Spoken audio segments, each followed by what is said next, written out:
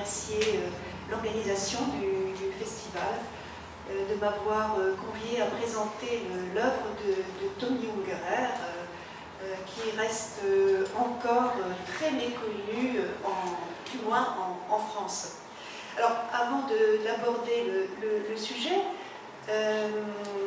j'aimerais me présenter un petit peu plus précisément, puisque il faut que vous connaissiez le cadre dans lequel je travaille et dans lequel je fais ces recherches sur Tommy Ungerer.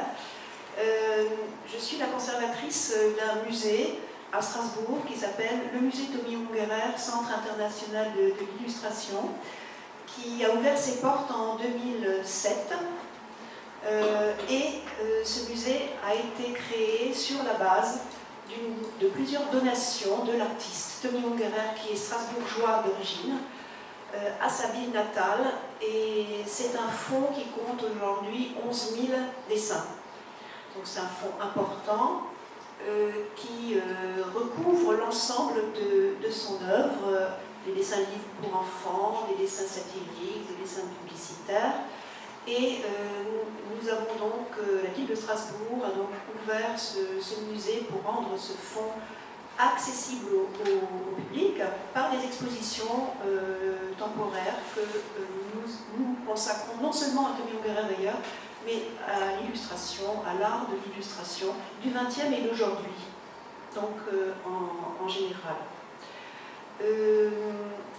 J'ai commencé à travailler pour la collection Tommy Ungerer au musée de Strasbourg en 1992, et j'ai eu aussi par la suite l'occasion de soutenir une thèse sur l'art graphique de Tommy Ungerer sous la direction du professeur Martial Guédron à l'université de Strasbourg, à l'Institut d'histoire de l'art.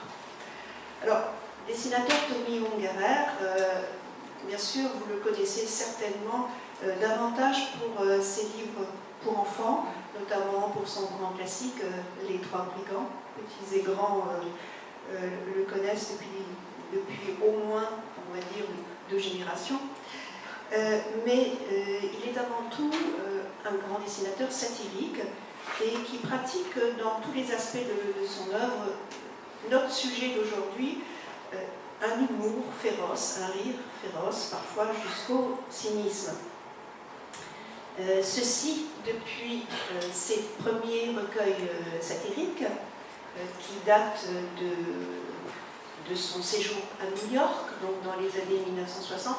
Donc depuis ses premiers écrits, dessins satiriques de la fin des années 1960 jusqu'au dessin de The Party, Babylone, les posters politiques contre la guerre du Vietnam, la ségrégation raciale et toute forme de dictature. Il montre une vision acérée, sans concession de l'humanité, tout en provoquant un rire féroce. Alors quels sont les ingrédients de ce rire? Ils sont identiques évidemment pour la plupart à ceux de beaucoup de dessinateurs satiriques, puisqu'il utilise lui-même des procédés que le répertoire met à sa disposition, à savoir l'hybridation entre l'animé et l'inanimé, la métamorphose, le contraste d'échelle, l'exagération, entre autres. Mais il présente bien sûr aussi une spécificité, des éléments qui lui appartiennent en propre. Il n'aura échappé à personne que Tommy Ungerer pratique une forme d'humour qui parfois choque et parfois perturbe l'esprit latin qui est le nôtre. Et sans doute les origines alsaciennes de notre dessinateur y sont-elles pour quelque chose.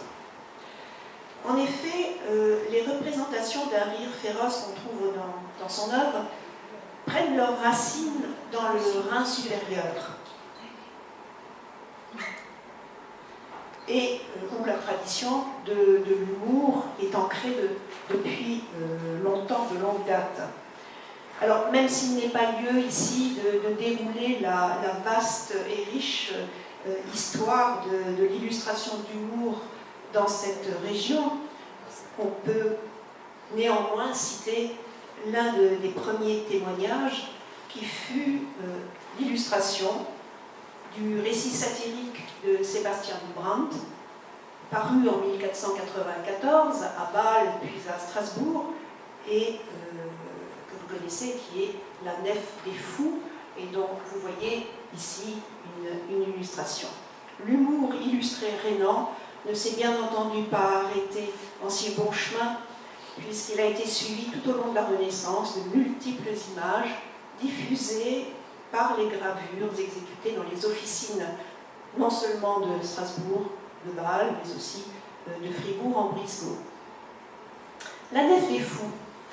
Eh bien, cet ouvrage figurait sous la forme d'un fac-similé du début du XIXe siècle, du XXe siècle, 1913 précisément, dans la bibliothèque du père de Tony Ungerer, Théodore Ungerer, qui de profession était un constructeur d'horloges astronomiques, mais qui par passion était un bibliophile. Et ce bibliophile collectionnait dans les années 1910, 1920, 1930 des ouvrages autant allemands que français, étant donné bien entendu l'histoire de l'Alsace. Et cette bibliothèque a constitué de manière évidente un élément déterminant dans la formation de l'artiste, qui eut accès dès sa jeunesse. Et c'est ainsi qu'il découvrit donc, non seulement, bien sûr, La Nef des Fous, mais également les images de Jean-Jacques Valls, dit Hansi, de l'immense Gustave Doré, sans oublier les lithographies romantiques du XIXe siècle, de Jacques Rothmuller ou de Théophile Schuller, dont Théodore Ungerer était particulièrement friand, ou encore le grand dessinateur satirique allemand Wilhelm Busch. Toutes ces influences vont se ressentir, toutes ces lectures, toutes ces images vont se ressentir dans l'œuvre de Tony Ungerer. Donc, on avait déjà un axe qui finalement se traçait, qui était fait d'inspiration à la fois française et germanique mêlée. Et à l'âge adulte, évidemment, se sont rajoutés bien d'autres modèles pour Tony Ungerer, comme par exemple les dessinateurs de la revue satirique munichoise Simplicissimus. Je pense entre autres à Bruno Paul, à Olaf Wolbrandsson ou encore à Karl Arnold. Les cartoonistes américains, notamment ceux du New Yorker, Charles Adams, Saul Steinberg, James Thurber, et puis les dessinateurs français, Honoré Daumier, Albert Dubout ou encore Savignac. Alors, les premiers dessins satiriques de Tony Ungerer datent de l'époque new-yorkaise de l'artiste, quand il s'y est installé, il s'est installé à New York en 1957, et il s'est trouvé immédiatement immergé dans un contexte particulièrement favorable pour les dessinateurs, et qui est une époque considérée aujourd'hui comme un âge d'or de l'illustration. Il eut ainsi l'opportunité de se lancer à la fois dans plusieurs voies graphiques. Alors non seulement le dessin de livres pour enfants, je vous rappelle son premier livre qui est sorti en 1957 pour les enfants, c'est The Mellops Go Flying, les Mellops font de l'avion à New York, mais aussi il s'est lancé dans la publicité et en même temps il s'est intéressé au dessin satirique. Alors c'est d'abord par des illustrations d'articles qui lui ont été commandés par les fameux art directors, les directeurs artistiques de l'époque, qui faisaient la pluie et le beau temps en matière d'illustration. Et c'est ainsi que le jeune Français va se faire connaître. Il va réaliser ce qu'on appelle d'abord des cartoons, à l'époque, qui étaient autant destinés à illustrer la politique que la société, que les loisirs, la mode, etc., la littérature. Les journaux étaient Esquire, Show, Holiday, Fortune, Sports Illustrated, etc. Et l'art director Henry Wolff va particulièrement jouer, Esquire a particulièrement joué un grand rôle dans la carrière de Tony Ungerer. Ce journal était un véritable laboratoire dans le genre. Alors, on voit ici un exemple d'une de ces illustrations parues pour ce journal, Esquire, en 1958, et qui représente donc un oncle Sam en train de porter par la partie la plus proéminente un buste de Marianne et qui était destiné à illustrer un article sur l'américanisation de Paris. Un autre dessin paru également dans ce fameux journal Esquire, également en 1958, nous montre cette fois une statue de la liberté qui dégage une épaisse fumée noire et vers laquelle se hâte un bateau de pompiers, une satire, une image satirique des valeurs américaines. Dans ces deux images, une influence prédominante, celle de Saül Steinberg. Saül Steinberg était à l'époque cartooniste très très connu, qui illustrait le New Yorker, notamment. Et Tony Ungerer, ce n'est pas à New York qu'il a appris à le connaître, mais c'était déjà auparavant, alors qu'il faisait ses études d'art à Strasbourg, qu'il avait eu l'occasion de feuilleter les pages du New Yorker. Alors, il apparaît évident que les symboles qu'utilise Steinberg, comme la statue de la liberté ou l'oncle Sam, se retrouvent bien sûr chez Tony Ungerer. Ce sont en même temps comme des topoïs du dessin satirique américain. Mais il y a encore autre chose que Tony Ungerer a retenu, c'est une véritable leçon graphique, pourrait-on dire. Alors, je cite Tony Ungerer quand il parle de Saül Steinberg.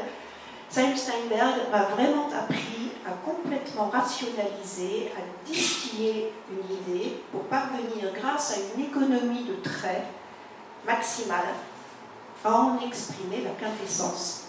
Et effectivement, on voit l'utilisation chez Tony Ungerer de ce qu'on appelle, ce que les Américains ont appelé le online drawing, qui est tracé d'une ligne continue et qui caractérisait les cartoons de cette époque.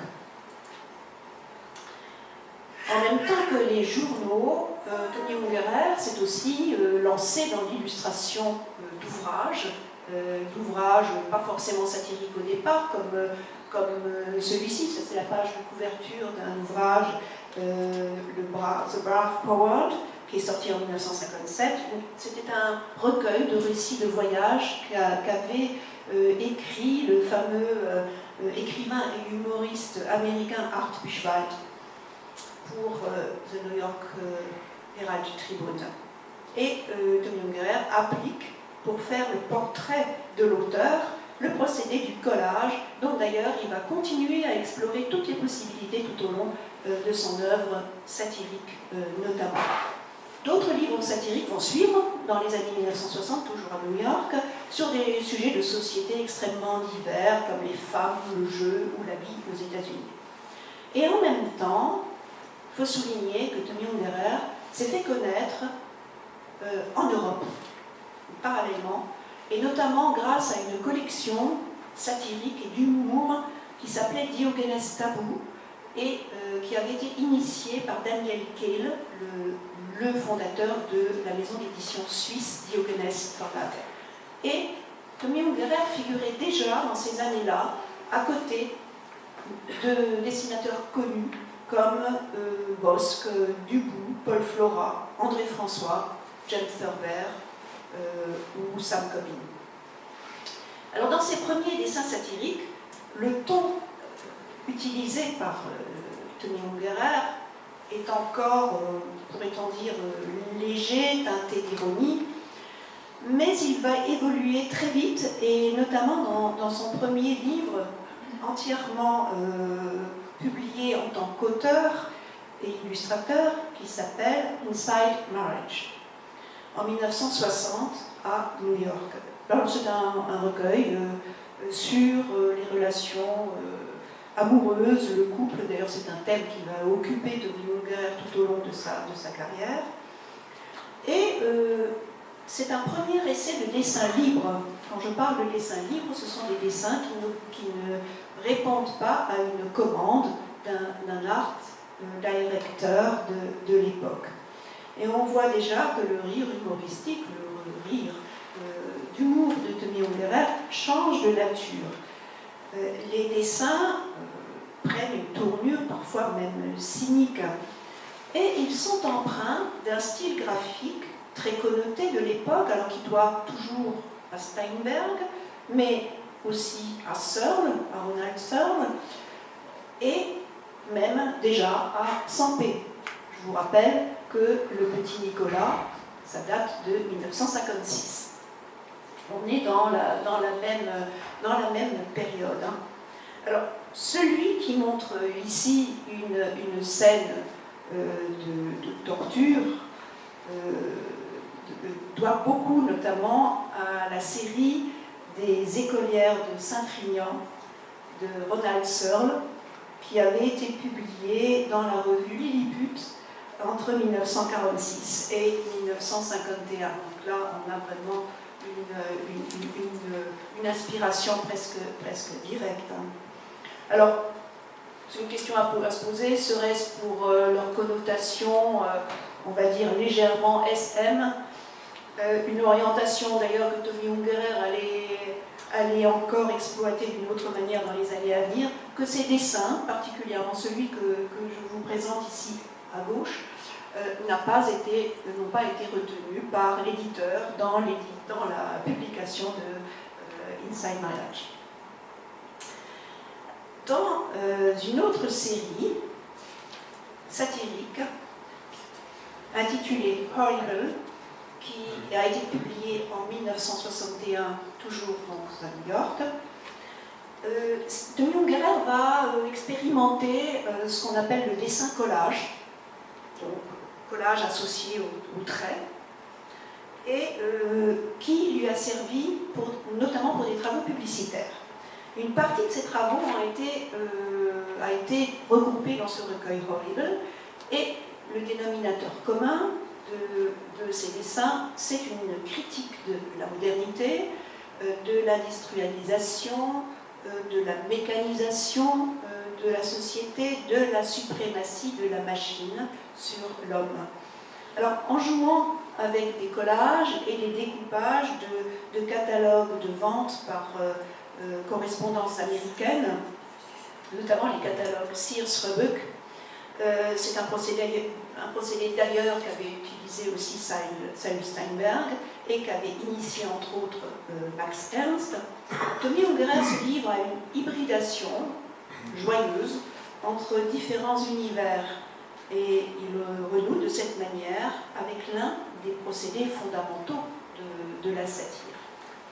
Dans cette image, c'est l'association être animé, objet qui fonctionne, et le motif du canard, donc dans l'image de gauche de Tommy Ungerer, le motif du canard associé à une chaussure évoque un dessin collage de Max Ernst, qui est présenté à droite, en 1934-1935, qui lui a créé une figure fantastique, mi-bête, mi-homme ou femme, plutôt femme. Alors la critique de Tommy Ungerer pointe aussi des sujets de société très ponctuels et cible des catégories sociales comme celle, par exemple, des hommes d'affaires américains. Alors le titre est en allemand, je vais vous expliquer tout de suite pourquoi, Der Herzinfarkt, ce qui veut dire l'infarctus, un livre d'heures pour les hommes d'affaires. Alors, s'il apporte un titre allemand, c'est que ce livre n'a pas trouvé d'éditeur à New York, quand Tommy Ungerer l'a essayé de le proposer, et pour cette raison a été publié donc en Europe en 1962 par Die Welles Verlag, donc l'éditeur suisse. Comme son titre le laisse entendre, c'est une satire du monde de l'argent, du business, auquel l'artiste d'ailleurs était confronté à cette époque-là à New York. C'est notamment le monde de la publicité que Tommy Ungerer connaissait bien, puisqu'il y évoluait, qui est tout particulièrement visé dans ses dessins. Cette série ne comporte pas de suite narrative, à proprement parler, mais elle est plutôt conçue comme une succession de gags visuels. Et elle montre la course à la réussite de l'homme d'affaires, dont l'issue, bien entendu, ne peut être que fatale. Dans ce dessin, la mort attend d'intervenir, attend son heure. Et le thème de la mort est bien entendu, chez Tommy Ungerer, indissociablement lié à celui du temps. Cela encore sera souvent le cas dans son iconographie ultérieure. Mais c'est avec The Underground Sketchbook, qui paraît en 1964 chez The Viking Press à New York, que le nom de Tommy Ungerer va réellement s'affirmer sur la scène du dessin satirique new-yorkais. Il y fait preuve, cette fois, d'un humour féroce. Le titre a été choisi par l'éditeur William Cole, était très en phase avec l'époque, Underground, et forme ironiquement l'acronyme US, Underground Sketchbook. Tommy Ungerer a dédié le livre à Henry Wolf, l'art director d'Esquire, de Harper's Bazaar également, et de Shaw, qui lui commandait des illustrations dans ses revues. La série de dessins qui a été publiée dans Underground Sketchbook, pourtant, n'a rien à voir avec des cartoons pour la presse. Elle a été sélectionnée à partir de carnets d'esquisses que Tommy Ungerer avait remplis en laissant libre cours à son imagination et sans s'astreindre d'ailleurs à un sujet précis, tout en ayant un fil conducteur et évidemment la satire de notre société. Et Jonathan Miller, qui avait écrit la préface de ce livre, le décrit très bien. L'artiste a déroulé une chronique de la vie moderne, une chronique dessinée de la vie moderne, qui en dévoile les rouages et qui dénonce la déshumanisation et l'automatisation de notre société. Son auteur, quant à lui, préfère mettre l'accent sur la violence qui est exprimée. Je cite Tommy Ungerer, « Premier livre de dessin satirique, un livre sur la guerre entre hommes et femmes, les hommes entre eux, et la guerre des machines. » Effectivement, la lutte des sexes est un des thèmes majeurs de cet ouvrage. Et on voit ici, dans cette image, le conflit homme-femme qui a été littéralement transposé dans un ring où a lieu un combat de boxe entre les deux protagonistes et dont l'issue ne laisse aucun doute en raison de la masse imposante de cette femme au premier plan. Le regard, cependant, est vraiment attiré par le petit personnage masculin qui tente de se protéger. Au premier regard, l'univers des dessins de Underground Sketchbook est très très proche de celui de Charles Adams, de James Thurber, de Sally Steinberg évidemment toujours. C'est la tonalité générale du recueil. On peut même risquer des parallèles un petit peu plus précis, notamment avec cette image de Tommy Ungerer et celle du cartooniste américain James Thurber, qui travaillait beaucoup pour le New Yorker, et dont Tommy Ungerer avait découvert la fable The Last Flower qui était sortie en 1939, ainsi que les cartoons dans le New Yorker. Alors notamment, c'est ici l'image du couple en conflit, qui est le sujet traité par les deux artistes, dessinateurs. Et puis, c'est aussi, sur le plan stylistique, ce contraste entre des plages, des aplats d'encre noire et ce fameux trait tracé d'une ligne continue, donc parallèle à la fois thématique et stylistique. Tommy Ungerer ne perd cependant pas de vue son motif de prédilection qui est le corps humain. Il est souvent torturé, mis en pièces, disproportionné, mécanisé, robotisé.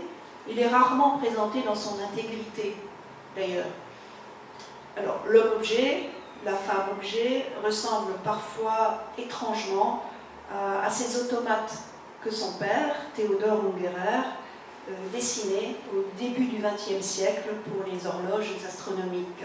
Comme on le voit dans cette image, cette femme et cet homme automate qui révèle à l'intérieur de son corps des rouages et des mécanismes.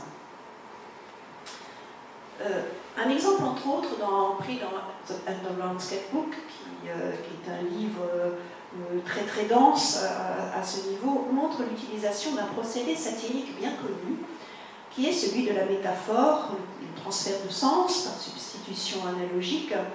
Je vous rappelle ce que Roland Barthes disait à propos d'un dessin de Cyrus Steinberg. Au dollar américain et au soleil japonais, Steinberg substitue un cachet rond, une estampille de passeport, métaphore. Et comme l'a souligné l'historien de l'art Gombrich, la métaphore fait partie intégrante de l'arsenal des caricaturistes. Dans ce dessin, qui montre un personnage décapité tournant un moulin à café qu'il serre entre ses jambes, et ce moulin à café n'est autre que la tête du personnage, Ungerer use de la métaphore pour exprimer la pression qu'exerce la société sur l'individu. Et on pourrait mettre le dessin d'Ungerer en rapport avec celui de Daumier. Bien sûr, Ungerer travaille et dessine selon ses propres codes, mais il se place aussi dans la continuité de Daumier, qui lui a utilisé la métaphore de la presse à imprimer dans le même but. Et d'autres après lui, comme par exemple le dessinateur Ciné. Pour servir ses propos avec efficacité, Tommy Ungerer se sert toujours des mêmes outils, en tout cas à cette période new-yorkaise. C'est la plume et l'encre de Chine. La plume et le pinceau et l'encre de Chine. Et s'il est attaché à ces outils, c'est sans doute qu'il réussissait à traduire au plus près sa pensée. Le trait est linéaire, il est incisif, il est comme jeté sur le papier et rarement colorisé. Le résultat, effectivement, n'en est que d'autant plus percutant. Alors, Tommy Ungerer a abordé par la suite dans son œuvre satirique des thématiques extrêmement variées, même si la critique sociale en est toujours restée le fil conducteur. Lui-même se définit d'ailleurs comme un chroniqueur des problèmes de société depuis 50 ans. En effet, quels que soient les sujets auxquels il s'est attaqué, ou auxquels il s'attaque, il est avant tout un dessinateur de son temps. En règle générale, je dis bien en règle générale, il ne vise pas l'individu, mais plutôt une classe sociale, comme Daumier le fit avec le personnage de Robert Macaire, né de l'imagination de Frédéric Lemaître. Il cible des corps sociaux dont il pointe les travers. Un exemple en est The Party, une soirée mondaine qui est sortie en 1966 à New York et dont le sujet principal est la High Society de New York. Alors, The Party est un problème un petit peu plus complexe parce qu'on va voir qu'à travers la classe sociale, ce sont aussi des individus qui sont pointés. Tommy Ungerer, pour cette série, travaille dans l'esprit de George Grosz, de Dodo Dix. Ce sont des œuvres qui rompent avec ce qu'il a fait auparavant, puisque ce sont des œuvres de plus grand format. Et sans doute qu'il veut marquer ainsi la différence avec des illustrations destinées pour la presse ou des livres. Ces illustrations, ces dessins se distinguent par de larges aplats d'encre noire, d'encre de Chine appliquée au pinceau, qui donnent, par contraste à la ligne fine, du volume aux formes et aux figures. Là encore, je dis là encore parce que c'est une influence qui va plus ou moins disparaître ensuite dans son œuvre.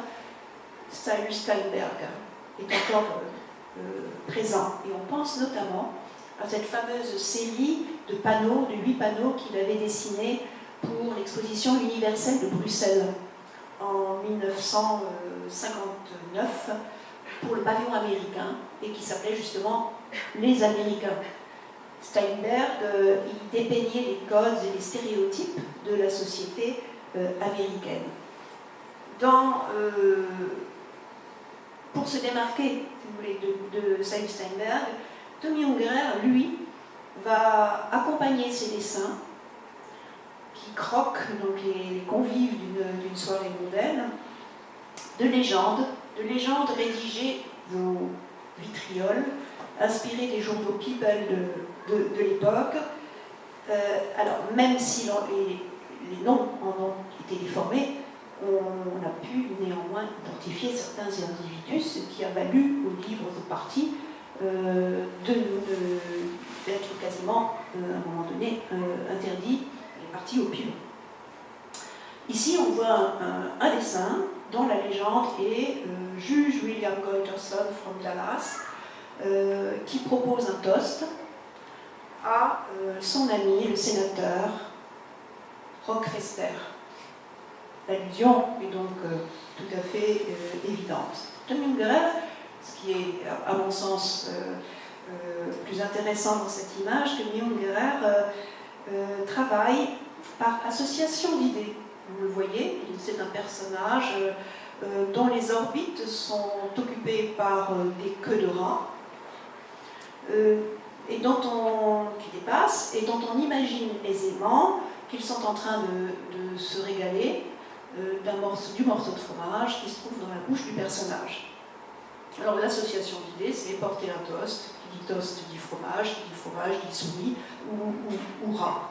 Et c'est tout à fait dans l'esprit de son aîné qui était alsacien, qui était Jean Hans Arp, qui travaillait également beaucoup par association d'idées. On assiste aussi dans cette image à un des grands procédés du dessin satirique, qui est la juxtaposition des éléments humains et des éléments animaux. Motif qui remonte très très loin, puisque l'Antiquité égyptienne le connaissait déjà et qui a connu une grande fortune tout au long de l'histoire du dessin satirique.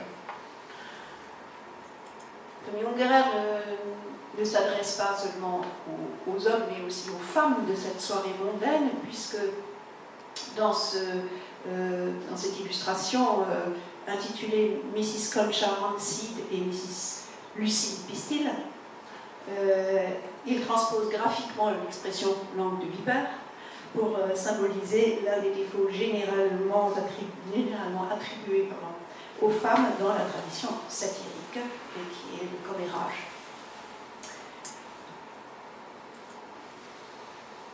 Dans America, qui est ce que Tommy Ungerer considère comme son testament graphique américain, puisque Tommy Ungerer a quitté New York en 1971, Tommy Ungerer rassemble tous les dessins réalisés de 57 à 71, ces dessins satiriques évidemment. Et là, on voit que le rire féroce voisine avec le dessin d'observation. En effet, il dessine un portrait de la société américaine, à l'instar de Cyrus Steinberg dans son œuvre. Il vise, entre autres, la middle class américaine, plus particulièrement la femme américaine, qu'il représente sans concession. À de rares exceptions près, Tommy Ungerer ne réalise cependant pas de portraits spécifiques à la manière des portraits charges, mais imagine des portraits de fiction qui mêlent plusieurs personnes. Le rire féroce s'applique à toutes les facettes de l'œuvre de Tommy Ungerer, même à l'aspect érotique de son œuvre, et c'est ce que montre bien Formicon, qui est paru en 1970, toujours à New York. Ce livre fut très controversé à sa sortie et a même valu les poursuites judiciaires à l'éditeur de la version européenne. C'est pourtant un livre plus satirique qu'érotique, et parce qu'il présente un enfer. Il présente un enfer où les êtres humains vivent sans aucune communication les uns avec les autres, présente des êtres humains robotisés par les mécanismes, par les engrenages et se livrant à des plaisirs solitaires. Le style, qui est très épuré et très linéaire ici, se rapproche d'Aubrey Beardsley, que vous connaissez pour ses illustrations pour Lysistrata, en 1896, et ce style presque, je dirais, monacal renforce encore le côté satirique des images de Tony Ungerer, qui s'est aussi inspiré de ses propres sculptures, comme vous en voyez un exemple ici, faites d'assemblage de poupées Barbie.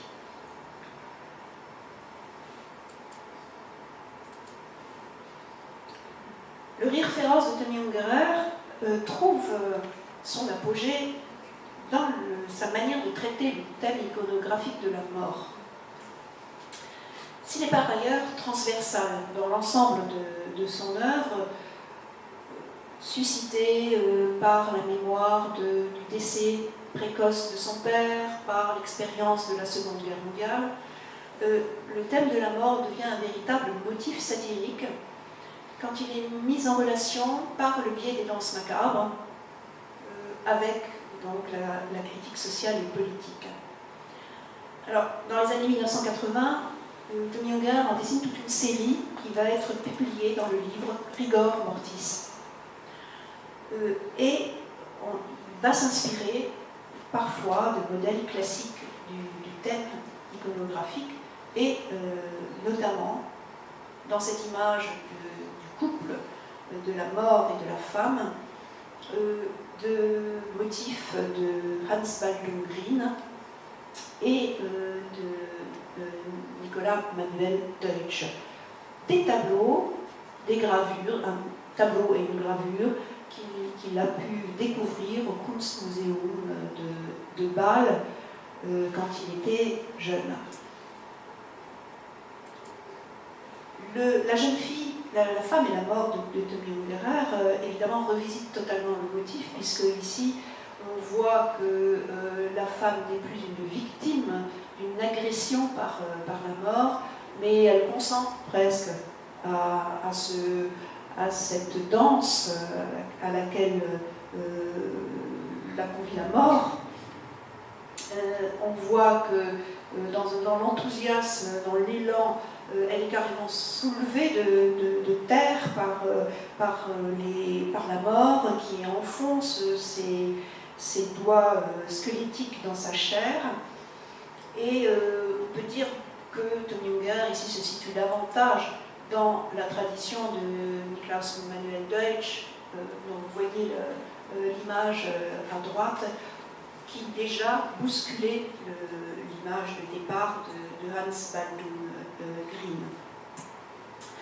Modèle encore pour Tony Ungerer, dans cette autre image de Rigor Mortis, c'est un dessin qui est intitulé Hommage à Posada, et c'est à ce graveur et dessinateur satirique mexicain du XIXe siècle que Tony Ungerer fait ici référence. José Guadalupe Posada illustrait la société de son temps dans les journaux avec des danses de squelettes. Et Tony Ungerer cite même directement une gravure Posada où des squelettes, figures allégoriques à la fois du temps, de partis politiques de l'époque, de la patrie, faisaient du vélo en un défilé macabre. Alors à son tour, Tony Ungerer montre de joyeux cyclistes squelettiques qui s'adonnent à leur sport favori. Le dessin de Tony Ungerer perpétue ainsi, par le relais des posadas, le vieux thème classique médiéval, devenu classique ensuite, des danses macabres. Alors, conçu pour la série Rigor Mortis, quelques dessins n'ont cependant pas été retenus par l'éditeur, qui était Diogenes Verlag.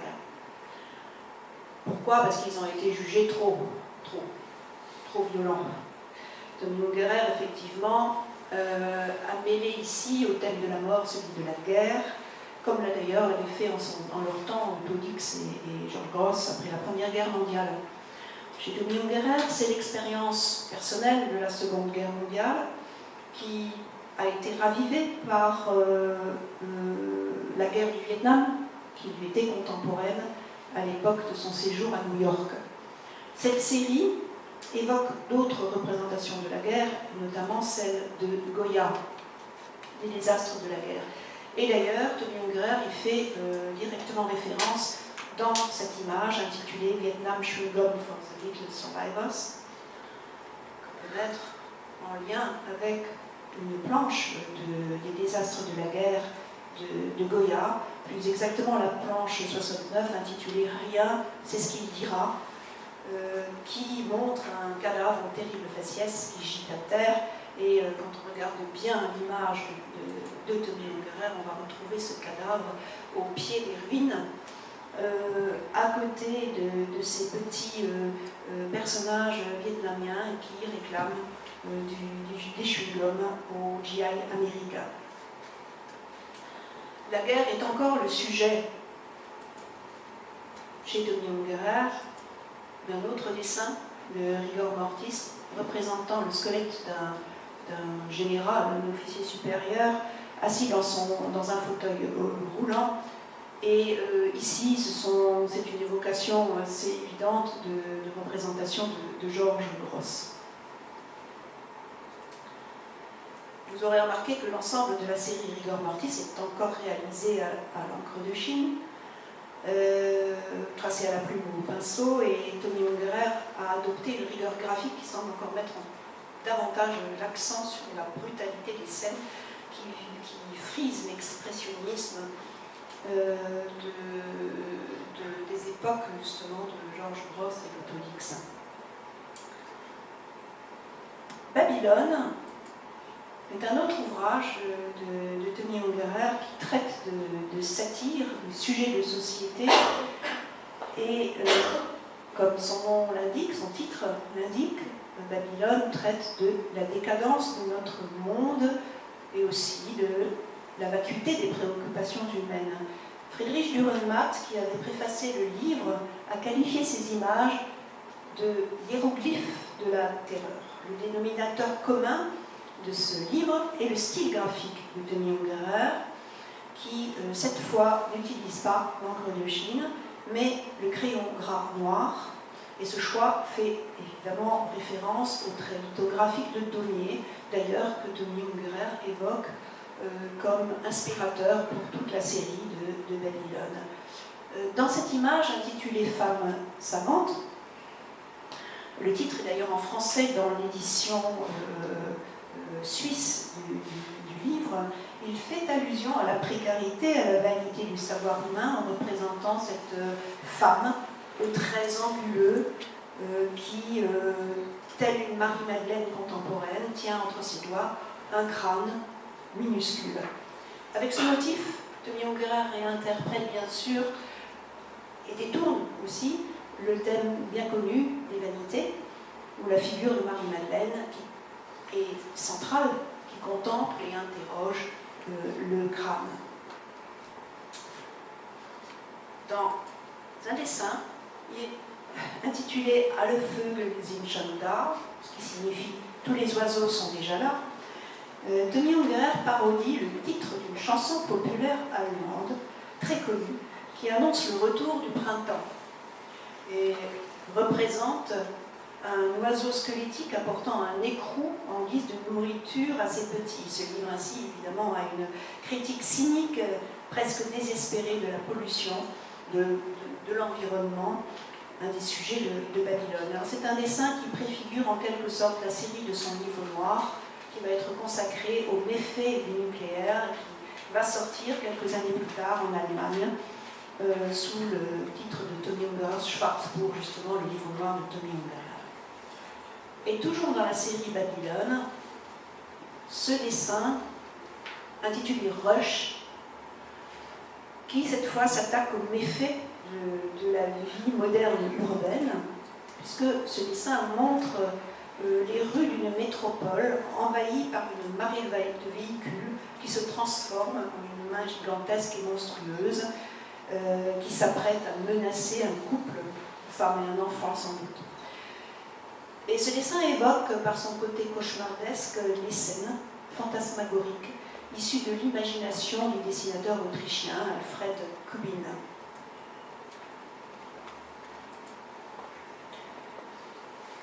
Le rire féroce chez Tommy Ungerer ne prend pas seulement ses sources dans les sujets de société, mais également dans la politique. Et même s'il n'a jamais pratiqué ce qu'on appelle, au sens strict du terme, le dessin de presse, il ne s'est pourtant pas privé d'illustrer les faits de la vie politique contemporaine et d'exprimer ses opinions, mais il a également traité aussi des sujets plus généraux qui ont une dimension politique, et de ces dessins, on peut en voir un ensemble significatif dans un livre intitulé Politrix, qui est paru en 1979 et qui fait une rétrospective des dessins réalisés dans les années 60 et 70. Et parmi les sujets qui l'ont préoccupé à cette époque-là, dans les années 1960 plus particulièrement, c'est la bombe atomique, une figure de la bombe atomique. L'une des grandes appréhensions collectives de l'époque de la guerre froide, et qui fut un sujet pour de nombreux caricaturistes et dessinateurs satiriques de l'époque. Ce sujet est abordé ici de manière très allégorique dans Le Cavalier de l'Apocalypse. Ce dessin de Tommy Unger reprend un thème iconographique bien connu, traité à de nombreuses reprises dans l'histoire de l'art, par Bruegel, par Cranach, par Dürer, plus tard par Böcklin, par Dix, d'autres encore. Le personnage est généralement représenté sous la forme d'un cavalier décharné armé d'une faux qui sème la terreur dans la foule et qui annonce l'apocalypse. Tommy Unger le réinterprète dans un contexte bien sûr contemporain avec l'image de ce cow-boy squelettique tenant un lasso et chevauchant une monture qui part au galop. Il est devenu sous son crayon un motif satirique qui relaye l'angoisse de l'apocalypse nucléaire. Le projet, réalisé pour la promotion du film Dr. Strangelove, Dr. Folamour, de Stanley Kubrick, en 1964, rejoint également ce thème. Il représente l'officier américain paranoïaque, qui est le personnage principal, et le montre en train d'appuyer sur le bouton de son uniforme pour faire exploser sa tête. Le dessin, cependant, n'a pas été accepté par Stanley Kubrick, qui en a préféré un beaucoup plus inoffensif, représentant le même personnage chevauchant un globe terrestre. C'est un sujet qui va continuer à intéresser Tommy Ungerer, puisqu'il va encore le développer dans son livre noir sur les méfaits du nucléaire. L'actualité politique américaine, à l'époque où l'artiste vivait à New York, a été marquée par deux faits majeurs. L'un, c'est la ségrégation raciale, ponctuée par les Civil Rights Acts, les lois civiques, votées en 1964, et d'autre part la guerre du Vietnam, officiellement déclarée également en 1964 par le président Johnson. Et c'est la même année que la revue new-yorkaise Monocle a demandé à Tommy Ungerer un dessin de couverture qui va être le prototype de ce qui va donner après l'affiche Black Power, White Power. C'est seulement en 1967 d'ailleurs que cette affiche va être diffusée à l'échelle mondiale et qu'elle est devenue ainsi une icône du dessin politique. Alors, dans cette image, Tommy Ungerer se rappelle de la leçon de celui qui régnait en maître sur le dessin publicitaire, sur l'affiche française, au milieu du XXe siècle, qui était Raymond Savignac. C'est la leçon du gag visuel.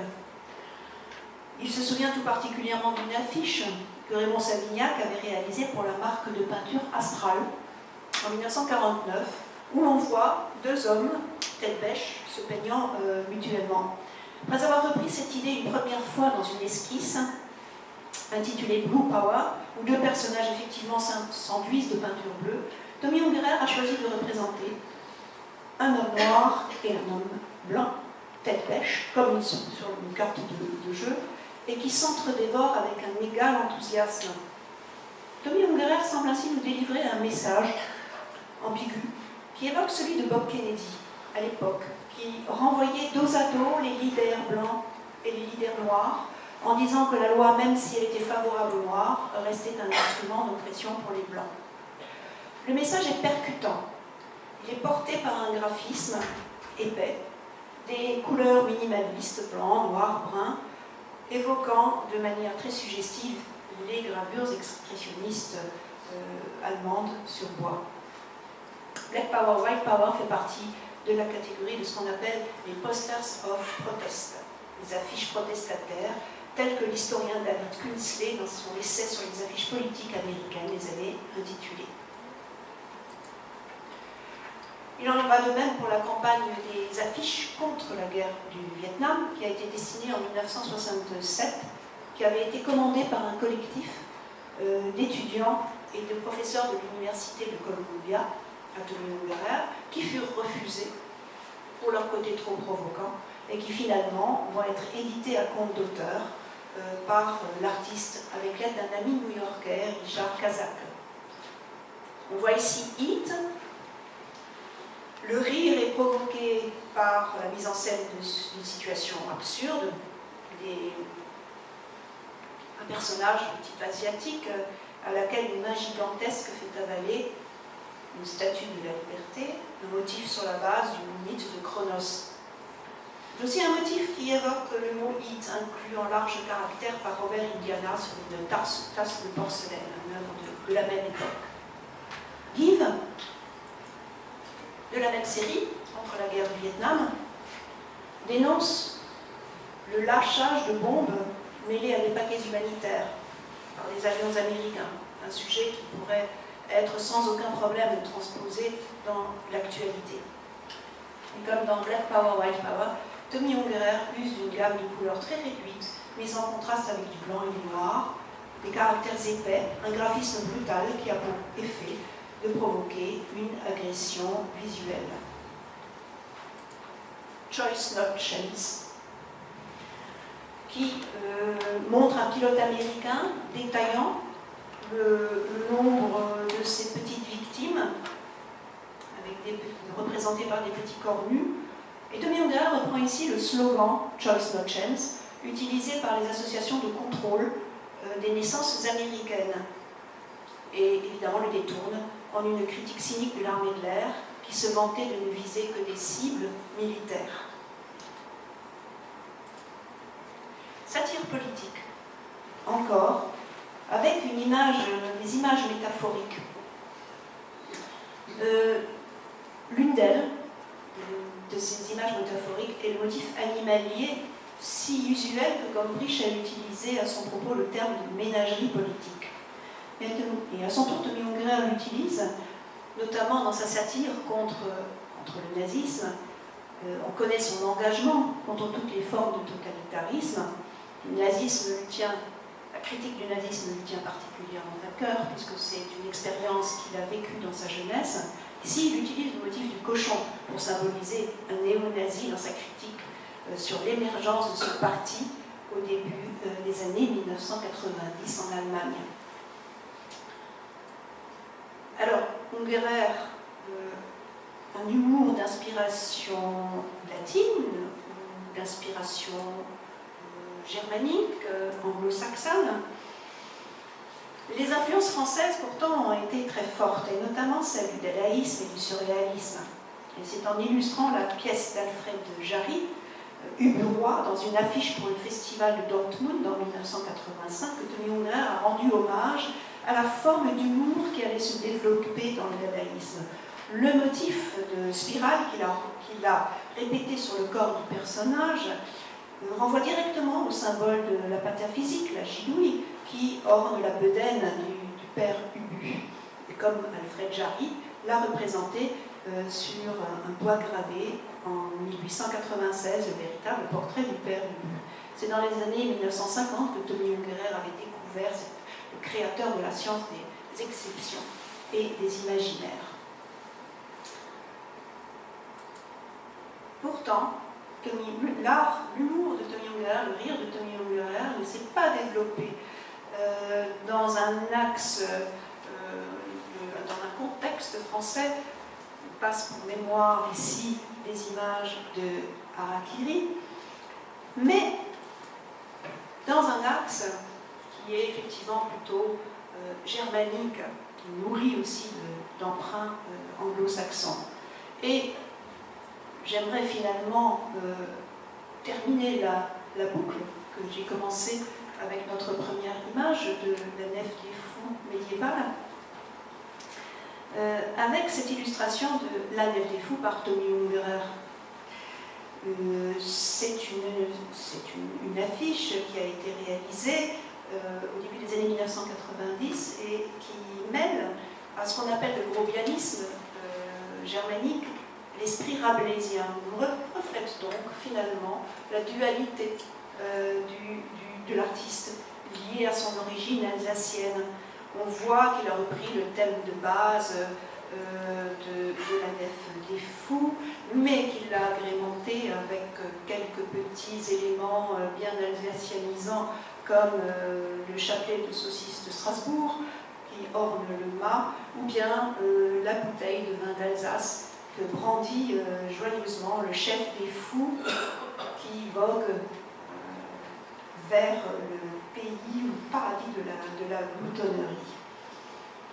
Alors, par l'ensemble de ces supports, des techniques, des procédés satiriques qu'Ungerer a utilisés tout au long de son œuvre, bien sûr, son rire s'inscrit dans l'ensemble du rire satirique et du rire féroce, mais ce qui semble particulièrement intéressant justement chez cet artiste, ce sont ces différentes, je dirais, couches d'humour qui se sont ajoutées tout au long de sa formation et qui sont dues notamment à son appartenance alsacienne. Je vous remercie.